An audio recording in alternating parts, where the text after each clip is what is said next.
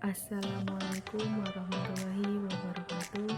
Innal hamdalillah nahmadu wa nasta'inu wa na'udzu billahi min syururi anfusina wa min sayyiati a'malina may yahdihillahu fala mudilla lahu wa may yudlil fala hadiya lahu. Asyhadu an la ilaha illallah wa asyhadu anna Muhammadan abduhu wa rasuluh la nabiyya ba'dahu. Saya panjatkan puja dan syukur atas kehadiran Allah yang senantiasa melimpahkan nikmat serta karunia-Nya kepada saya sehingga saya dapat menyelesaikan tugas ini. Sholawat serta salam tak lupa saya curahkan kepada junjungan Nabi Agung Muhammad Sallallahu Alaihi Wasallam yang semoga mendapat syafaatnya dan diakui sebagai umatnya. Amin. Yang saya hormati Bapak Muhammad Badrun, Magister Agama selaku dosen pengampu evaluasi pembelajaran SD. Sebelumnya, izin memperkenalkan diri, nama Setika Ayani Cahya Muslim dan NPM 20224640640529. Baiklah, di sini saya akan menjelaskan hasil resum dari kelompok 10 yang sudah saya buat. Penyusunan kisi-kisi. Penyusunan kisi-kisi merupakan langkah penting yang harus dilakukan sebelum penulisan soal. Kisi-kisi disusun berdasarkan tujuan pengelolaan teks. Dengan demikian dapat diperoleh berbagai macam kisi-kisi. Fungsi kisi-kisi. Kisi-kisi berfungsi sebagai pedoman dalam penulisan soal dan praktikan tes.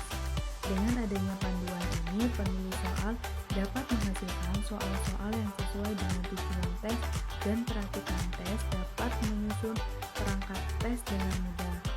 Kisi-kisi yang baik harus memenuhi persyaratan berikut ini. 1. Kisi-kisi harus dapat mewakili isi silabus atau kurikulum atau materi yang telah diajarkan secara tepat dan profesional. 2. Komponen-komponennya diuraikan secara jelas dan mudah dipahami. 3. Materi yang hendak ditanyakan dapat dibuat soalnya. Manfaat kisi-kisi. Sebuah kisi-kisi memuat jumlah butir yang harus dibuat untuk setiap bentuk soal dan setiap bentuk bahasan dan untuk setiap aspek kemampuan yang hendak diukur. Manfaat kisi-kisi yaitu sebagai pedoman dalam penulisan soal atau dalam merakit soal menjadi suatu tes.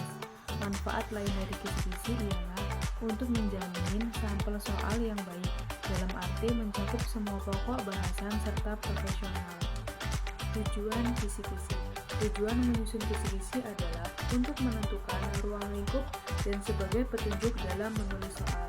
Tujuan menyusun kisi-kisi juga untuk memberikan arahan tentang KD atau kompetensi dasar, kemampuan yang diuji, dan spesifikasi lain yang dituntut kepada penulis soal untuk dibuat soalnya sebagai pedoman dalam menyusun instrumen penulisan, karena kisi-kisi tersebut memuat indikator soal yang nantinya bisa dijadikan acuan belajar peserta didik. Langkah menyusun kisi-kisi. Dalam menyusun kisi-kisi terdapat beberapa langkah, yaitu yang pertama, merujuk pada silabus atau SAP. SAP yaitu Satuan Acara Perkuliahan. Silabus berisikan pokok-pokok bahasan yang akan diajarkan dalam satu semester.